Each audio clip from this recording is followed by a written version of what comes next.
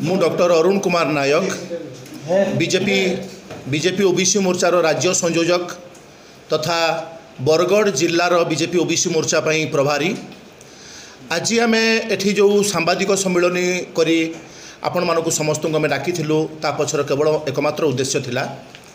जे आमर केन्द्र रे आमर यशस्वी प्रधानमंत्री माननीय श्री नरेंद्र मोदी गोटे ऐतिहासिक पदक्षेप नहीं जहाँ भारत स्वाधीन है परठू एभली निष्पत्ति कहीं भी नहीं नथिले जे जाति भित्तिक जनगणना कार्यक्रम से आरंभ करने निष्पत्ति नहीं माननीय श्री नरेंद्र मोदी एवं आम राज्य रे आम ओबीसी मोर्चा तरफ आमर माननीय सभापति श्री सुरथ विश्वाल नेतृत्व में पूर्व सरकार को बारंबार आम दाबी कर आसीचु स्वर उत्तोलन करूँ जे पछुआ वर्गर छात्र छात्री मानक पई संरक्षण व्यवस्था करा जाऊ। पूर्व सरकार आम कथा शुणी नथिले किंतु आपण माने समस्ते एक जानती यही निकट अतीत आमर लोकप्रिय मुख्यमंत्री माननीय श्री मोहन चरण माझी निष्पत्ति नेले। यह एक ऐतिहासिक निष्पत्ति आम ओडिशा पई जे से निष्पत्ति नेले जे आम ओडिशा रे छात्र छात्री मानक पई उच्च शिक्षा पई छात्र छात्री मानकर उच्च शिक्षा पई 11.25 शतकड़ार संरक्षण व्यवस्था लागू करिवे। यह एक माने आनंदर कथा थिला आम पछुआ वर्ग मानक पई जो माने सामाजिक आर्थिक पछुआ वर्ग रे अछंती से छात्र छात्री मानकर उच्च शिक्षा पई से माने लाभवान हेबे निश्चित भाव में। जदिओ आमर पूर्वर दाबी थिला 27 शतकड़ा ताहा 27 शतकड़ा एइथिपाई हेइ पारि नाही। आम समस्त को जना अछि राज्य मानक 50 शतकड़ारू अधिक संरक्षण व्यवस्था करा जाय परिबो नाही जदि यह एक विशेष राज्य नुहे। तो से दृष्टिकोण जेहेतु शिड्यूल्ड कास्ट मानक 16.25 शतकड़ा एवं शिड्यूल्ड ट्राइब मानक आम राज्य में 22.5 शतकड़ार रिजर्वेशन रही है मिसिकी 38.75 शतकड़ा है। तेणु 50 शतकड़ारू 38.75 शतकड़ा को विजोग कले जो 11.25 शतकड़ा रहा ताहा आम छात्र छात्री मानक आम पछुआ वर्गर छात्र छात्री मानक लागू करा जाइछि।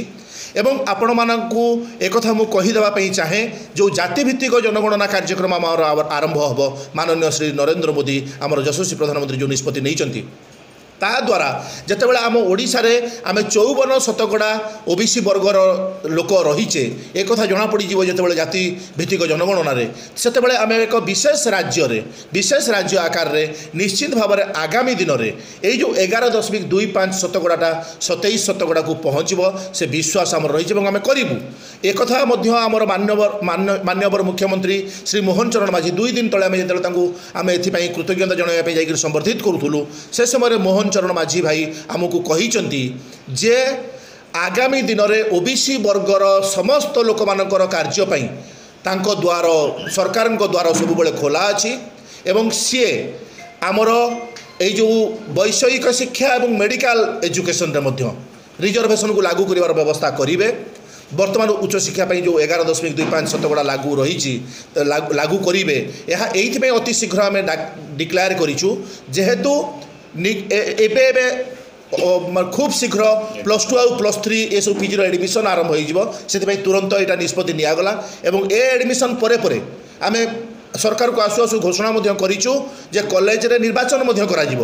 तेणु शीघ्र एडमिशन हम तापर कॉलेज निर्वाचन हम तेणुक 11.25 शतकड़ा एवं लागू है तुरंत एवं आगामी दिन में यह निश्चय बढ़ आम सरकार बीजेपी नेतृत्वाधीन सरकार या आगामी दिन में बढ़ेबे एवं पछुआ वर्गर लोक मानक राज्यवासी राज्य में बसवास करुवा समस्त पछुआ वर्गर लोक मानक ये सरकार आगामी दिन में आहुरी बहुत भल भल योजना सब प्रणयन करेंगे ये विश्वास आम समस्त रही।